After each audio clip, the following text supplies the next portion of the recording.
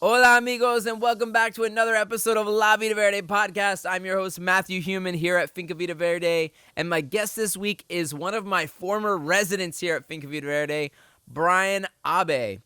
Brian is a father currently focused on holding his family together and exploring non-traditional relationships.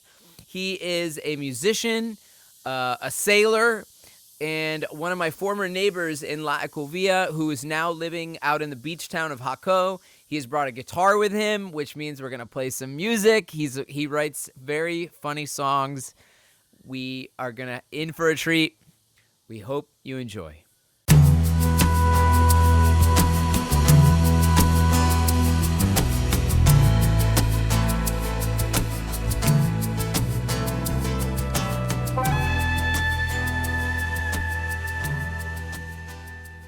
Brian Abe, Yes, welcome Matthew, to La Vida Verde podcast. Well, thank you. Thank you for having me up. It's my pleasure. The chicharras are loud today. What? Yes, they probably can't hear them because we've probably AI'd them out of the video. I'm afraid of AI. We were playing with AI before this episode, and I just want to tell you all, I am horribly afraid of AI. Yo, everybody, what's happening? This is Humano. Guys, thank you, everybody who's been watching this podcast. I want to invite you to join our Patreon, patreon.com/La Vida Verde podcast. We are looking for ways to build our community. We have a lot of great content on there, and I think you're really going to enjoy it. It helps fund this program so we can keep having great guests, great conversations. Go check it out, patreon.com/La Vida Verde podcast. Pura vida.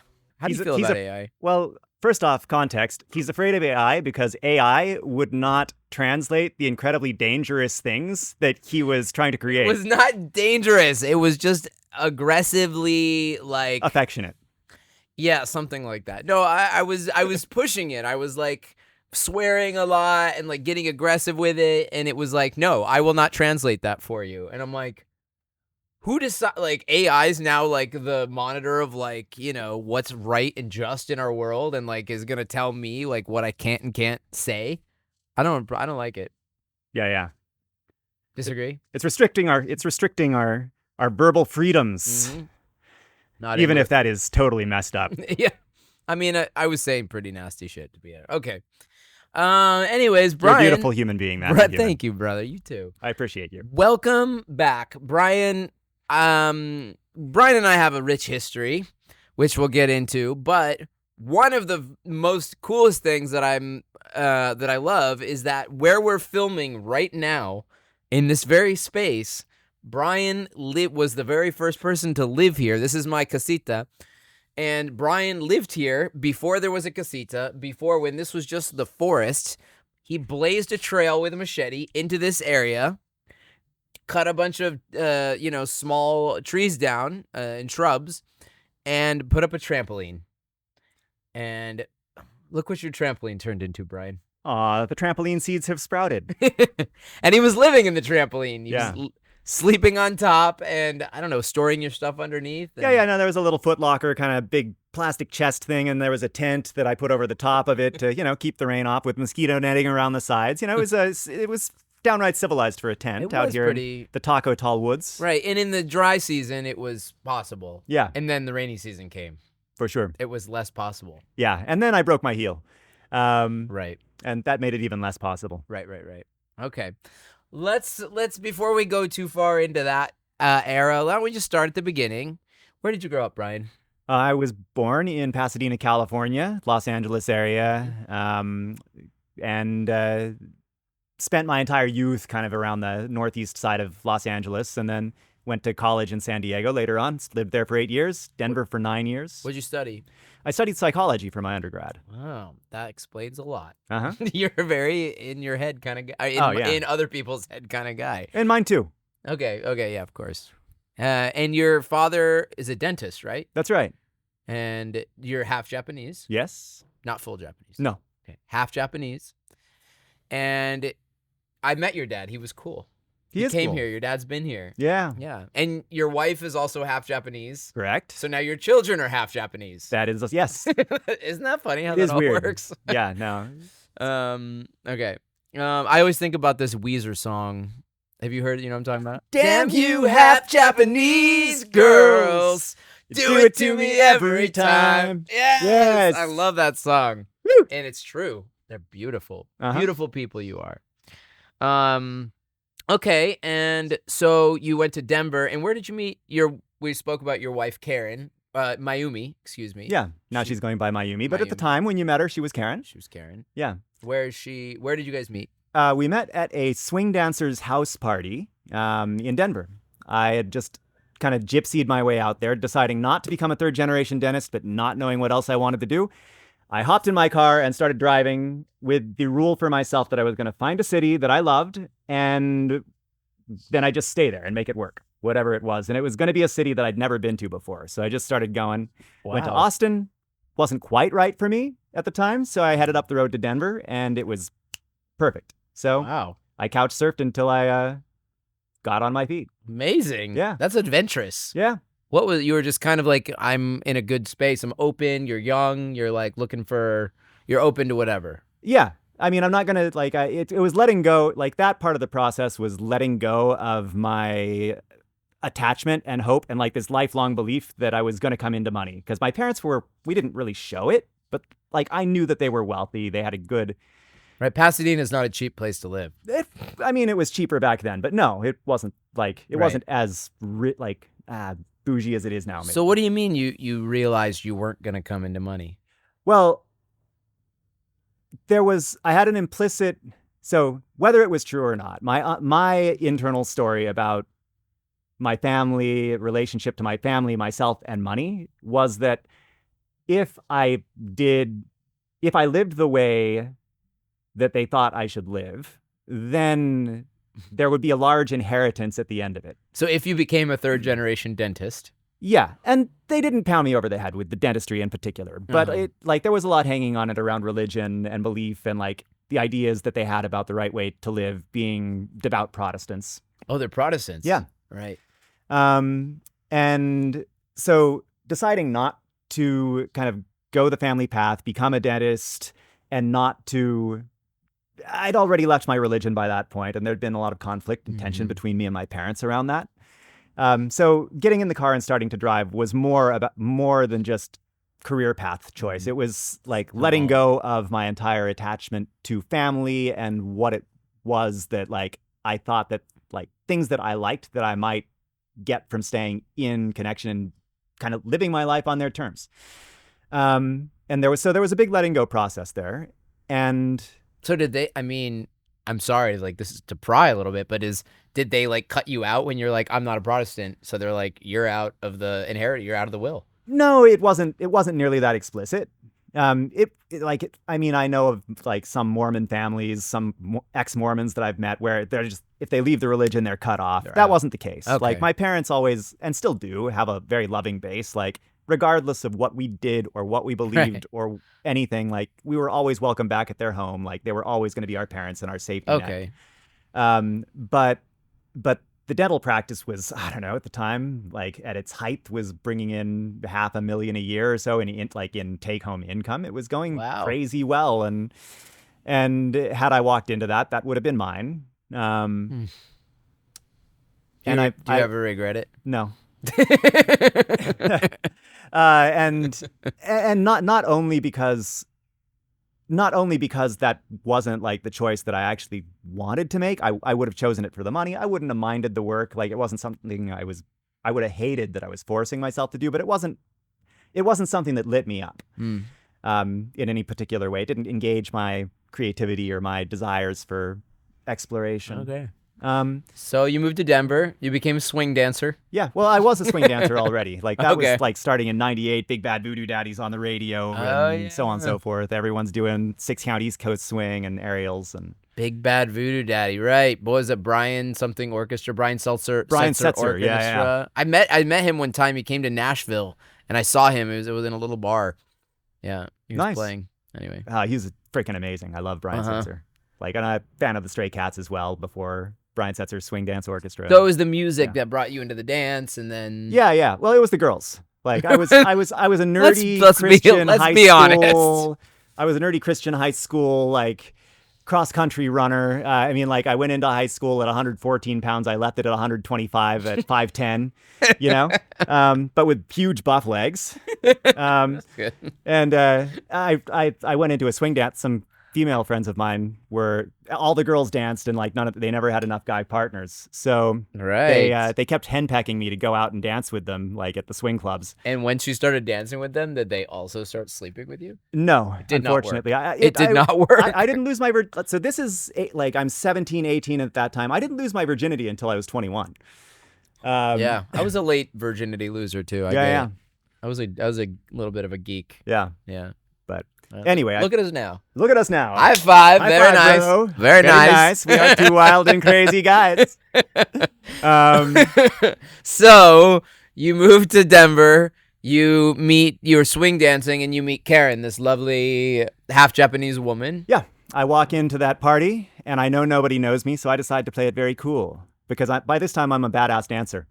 But I'm new in town, and so everyone's going to assume that I'm just like a new guy who showed up and doesn't know anything. So I decided to play it crafty, play it cool. I walk in, and first, just look at the room. I assess who is pretty and who is good at dancing, and where the Venn diagram crosses over, and I lock those names in. Later on, this is the psychological stuff. Later on, well, after a few beers, you start to lose focus. Well, like, if I'm walking in there and like my goal is to be productive, then I have to keep it straight in my head. Right. Oh, those pickup artistry days. But how old were you? I was 28. Okay. Then, 28. Yeah. So, walked in later on, and fast forward in the evening, I'm sitting on the back porch with Karen, talking about the sun, moon, and the stars, and life, and relationships, and aspirations, and at about an hour into that conversation, this tall, very strong-looking guy comes out and checks on her in a very familiar way. Yeah. And I wondered if I was misreading this situation. He was polite, he was nice, and then he like left. And I'm like, so who is that? She's like, oh, that's my husband. She was married? She was married and had been for 9 years at the time. Oh. She married young. She'd gotten married at 19. Okay. So I thought maybe I was misreading the situation. But then as we continued conversation over, days and weeks and months, like she let me know that she and her husband were swingers. And swingers means swingers as in not the dance, like for those so swingers, who don't like know. Swinging community and swinging culture, or the lifestyle as they refer to it, is based around couples partner swapping with each other. So it's couples dating couples, and okay. So a different alternative relationship type community. Like the couples tend to be very solid, and it's not about trying to like take somebody to be with them. It's about enjoying couples with couples in whatever way that you like. Be that one night or a lifetime of interaction. Usually some kind of sexual intercourse. Usually that is there. Okay. That is there. Okay, so they're swingers, and you're at this point were open to that sort of thing? Or well, no? so they'd been swinging for a couple of years. Like her first husband had grown up Mormon. She'd grown up Christian Science. I'd grown up Protestant. We'd all left our religions. They'd gone bad.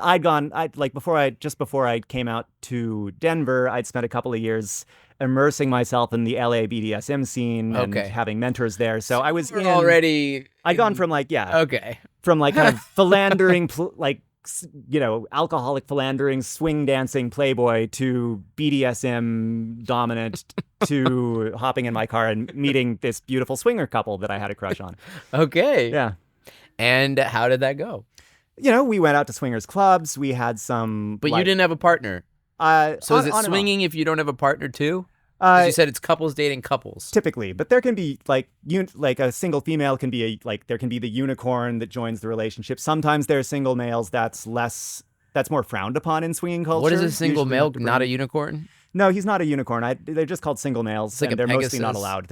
We need a known name for that. That's not fair. Pegasus? Pegasus. Is fine. Yeah. Although that kind of conjures like pegging. Okay. Yeah. Pegging sis. Yeah, he's a pegging.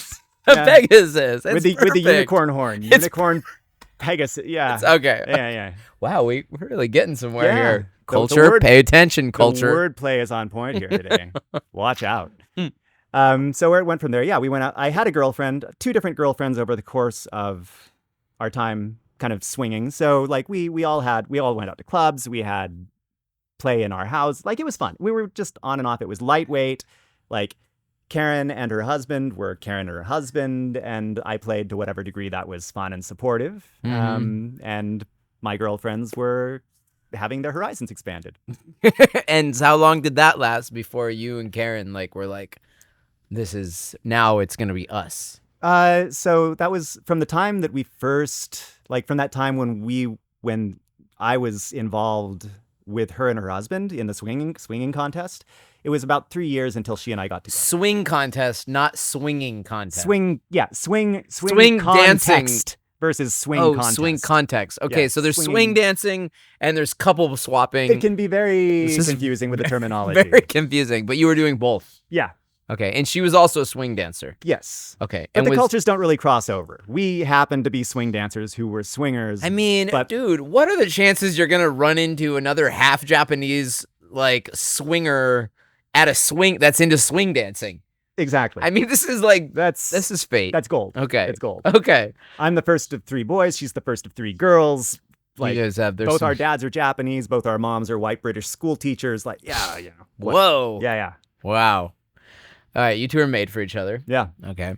And when I first met you, you had Brian, or not, you're Brian.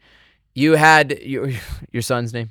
Jason. Jason was born. You moved here with Jason, right? Yeah. And when I first met you, this was one of the first things, because I was living here, and I was always a little more open-minded in general about sexuality, relationships, non-traditional kind of things.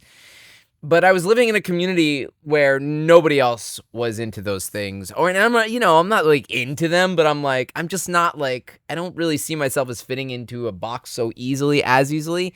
But Ecovia was very much a partner couple community. And it was these power couples. And it was I was going to hang out with Jim and Jane tonight, and tomorrow night I'm gonna go hang out with Susan and Patrick, and the next night it's gonna be and I was this single guy that didn't really I was always the third wheel or whatever, or with all these other couples that had power relationships and or kids. And then I met you. I remember meeting you because I was like, who are these people? And you're very very directly, yes, we teach open relationship counseling to couples. And I remember thinking in that moment, this is going to really shake up Ecovia. And I'm really curious how it's going to fly here. Because at that point, I was like, this is a very kind of traditional, I thought it was a very traditional community. So what was your experience? I'm curious, moving into Ecovia. Because what was it must have been 5 or 6 years ago now, huh? Yeah, that was end of 2018, and it's 2024 now. Right, so 6 years ago. What was your experience like? Did you think you were moving into a more open-minded community, or did you find it to be very receptive to your offerings, or I'm curious about that. Yeah, to your point, you were wondering how this might reshape Ecovia. I feel like Ecovia and the community here reshaped me. And it was a bit of a hard landing for me, honestly. I was seeking a slower pace of life. I was seeking a community of kind of like-minded, open-minded individuals. And, it was all those things. Moving here was all those things. But I also quickly ran into, okay, I've got the slower pace of life, but there's such a thing for me as too slow. Right. I found depression. I found listlessness after the first settle-in period. I found curiosity, and I didn't find people being judgmental about open relationships or sexuality, and generally being curious and maybe supportive, but not there was no path to engaging with that here, or creating or expanding a community around that. And I found that to be also very that was hard for me. Right. You were, and that's maybe why you enjoyed coming up here. I remember you started coming up here. We would drink a bottle of rum and play guitar all night. Hell yeah. Yeah, and I remember that. I was like, Brian's brave. He's walking up in the rain up the hill at night. No one else does that. Brian would come up here and we'd just sit there and drink and play music. That was I had really enjoyed those times. Me too, brother. It was really fun. And then COVID hit. Yeah. And COVID hit just after Karen. She was still Karen at that time. So I'll just speak as of when her name was what. Right. She's Mayumi now. Yeah, she's Mayumi now. For anybody who's not, Mayumi and Karen are the same person, but she was Karen. Yes. So that was when Karen and I had split. Lily had been born. Karen and I had split. And then COVID hit. And you split. Oh, Lily was she was pregnant with Lily. No, Lily was born. Lily had your just daughter been born. had been born. You guys split up, and COVID hit. Yes. Right. And then you moved in. That's when you were like, human, I need a place to live, or what's going on up there? I don't remember how it worked out, but I remember like, come on up, bro. We'll find you a spot. I don't remember how that all happened. Do you remember? No, I don't remember the details, but I remember asking if I could and you saying I could and buying a trampoline, converting it into a kind of a retarded awesome outfitter tent up on stilts. And sorry, the Congo bees. Yeah. They're gunning for my eyeballs. I know you guys. Yeah. So okay. So and that was, and then COVID happened. So yes, you were kind of here during that time, huh? Oh no, it was already during COVID, I think. Yeah. Right. Yeah, you were part of my like COVID team. We'd hang and like, and you were working online. You do consulting for business development, right? Yeah, new product development, consulting, product development, and you work online. And so you were doing that, and we were cohabitating here. I think it was before I had either of the cabins. It was right when I was starting my business. Yeah. And and it was just you and me up here, kind of like a little bachelor pad. Yeah. And okay. I remember those were good times as well. All right, what? And then what? Oh, I remember I wanted to, the boat. Yeah. One time you brought me and Carol out sailing, and it was this little sailboat. And, I have a trauma that I'll share with people, is that both of my dad's parents drowned sailing together before I was born. I never met them because they washed up on shore when my dad was, I think, 16 or 17, and my mom and him were together. So I grew up with stories of how my grandparents died sailing, falling overboard and dying. And so getting on this boat with you, all this trauma came up, and I was like, because I'd been on boats, but bigger boats, catamarans, yachts, stuff like that. But like being on a little boat like that, out in the ocean, and then what happened? The outboard motor fell off the boat. It flipped over, yeah. It flipped over, and we were stuck. We were like literally stranded in a bay on a former prison island, right? Yeah. Was it? Isla San Lucas, our little Catalina 22 with a flipped upside down outboard motor hanging off the back. And we were like, and then the boat starts moving, and I'm like, dude, Carol's on the raft, and you're hauling it. We started hauling ass because the wind started moving at one point before we got there, I think. We're hauling ass, and she's like on the raft in the back, and I'm like holding on for dear life, and like there's like glass falling over because the boat's now like twisting and turning. Oh my God, that was the scariest shit of my life. And we had to be rescued. Yeah. Captain Mario, we were able to get through to him, and he came by with his motor yacht and rescued us. God. That was a crazy day, Brian. Yeah, that was a crazy day. And you are still sailing? Yeah.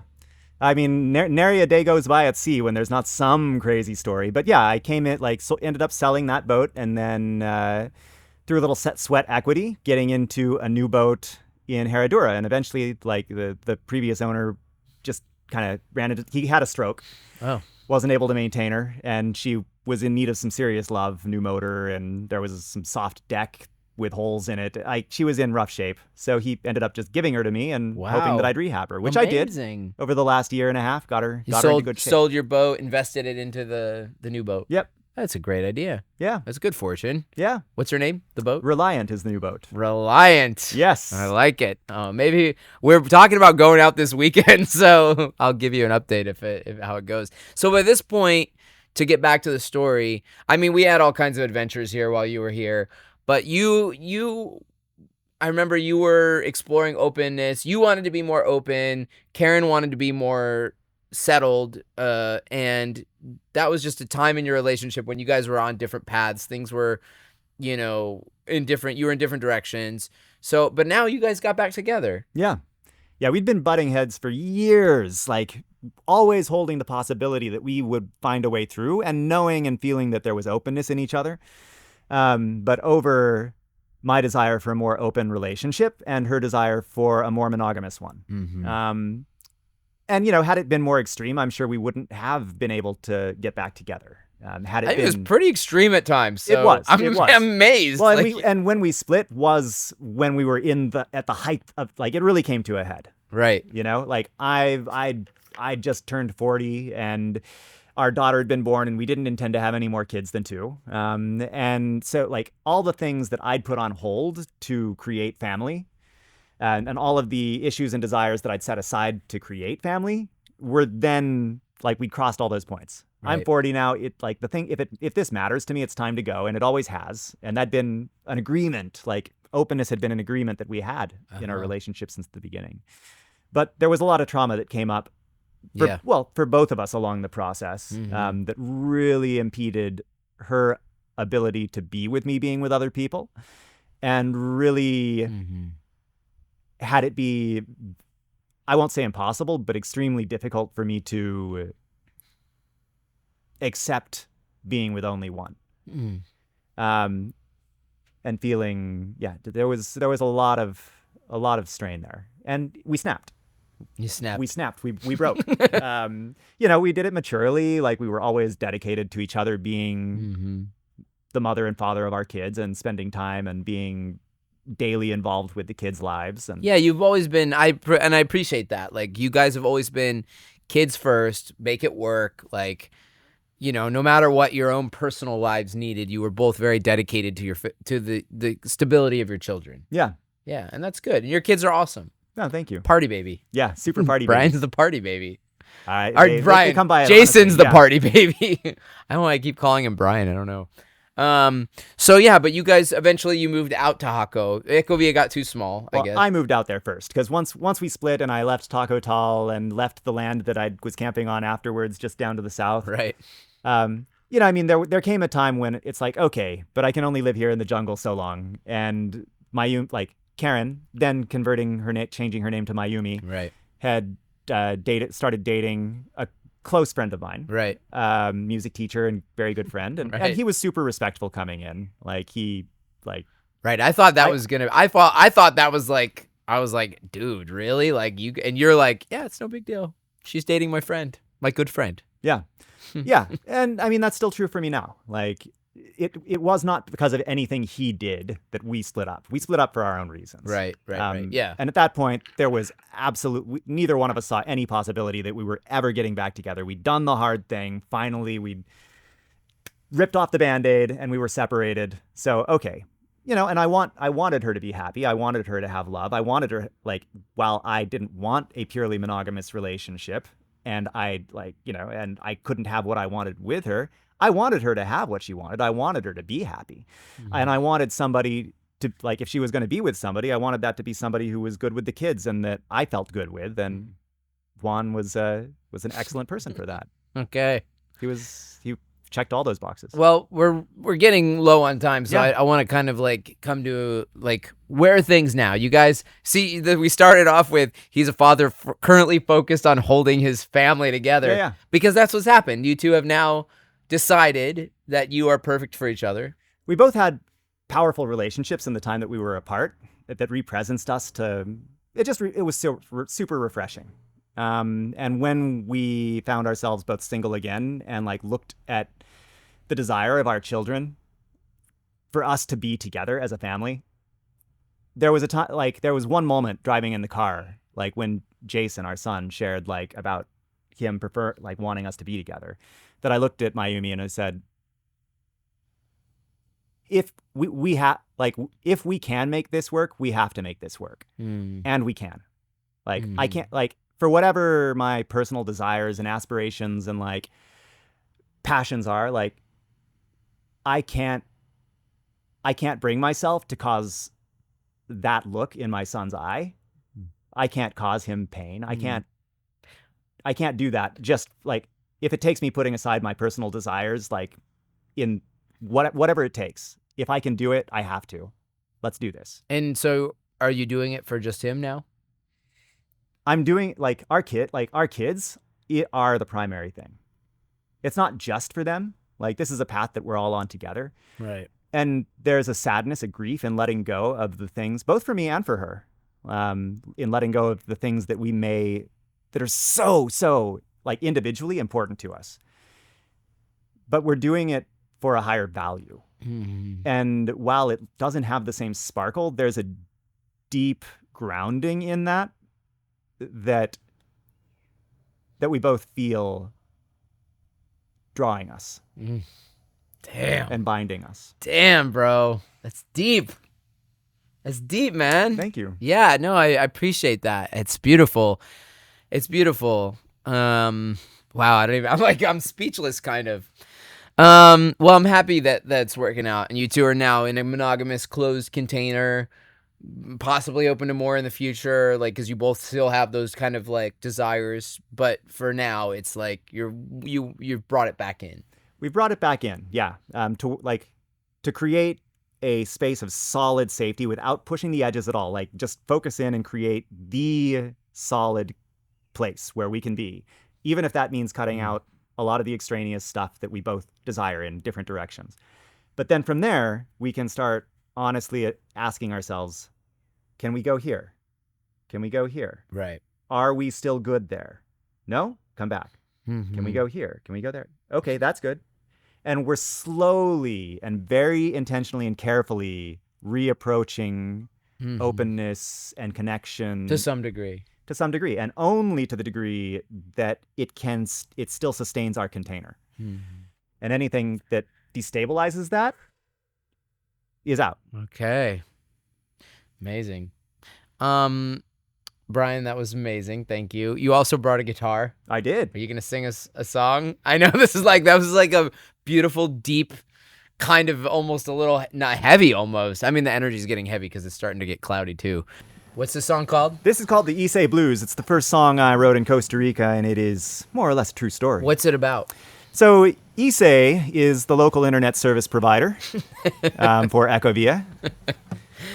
And sometimes the only thing you got is to sit down and write some blues. This is that song. Let's do it.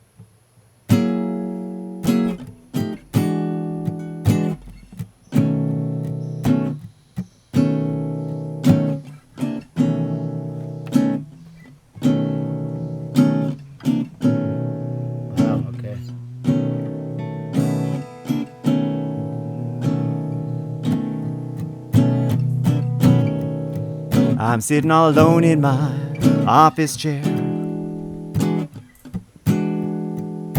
watching my browser tab circle, going round and round.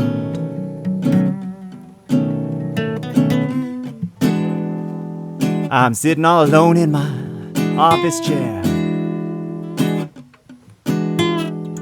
and my Spotify don't make a sound. It's been so quiet in my house ever since the Issei tech didn't show.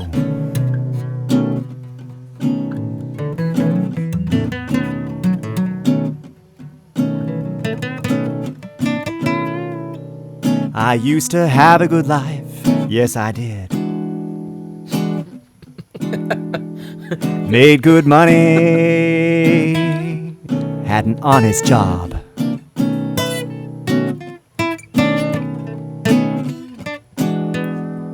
I used to have a good life,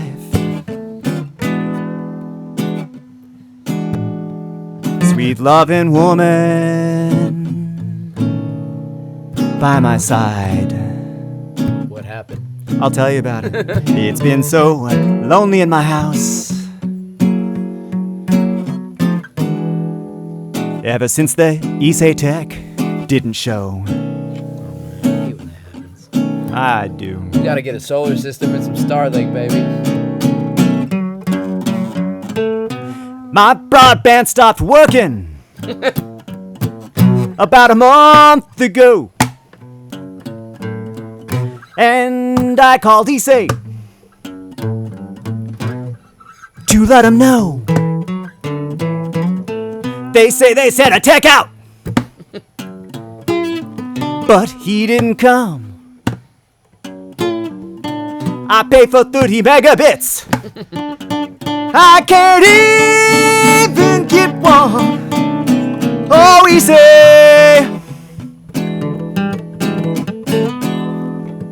How could you do this thing to me?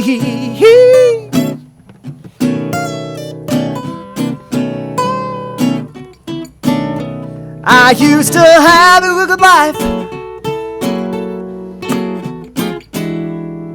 Now I'm in pure misery. It's a little extreme, isn't it? It's right on. I couldn't send an email. Oh man, hate what happened. My connection's too slow. My boss man found out. Oh no.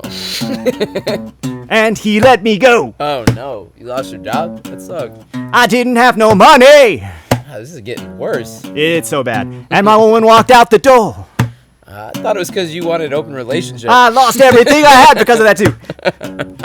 The day the easy man didn't show. Oh, easy.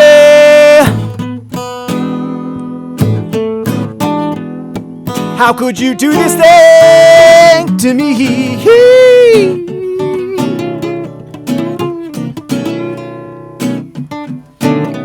I used to have a good life. Now I'm in pure misery. Wow. I used to have a good life until Issei took it from me.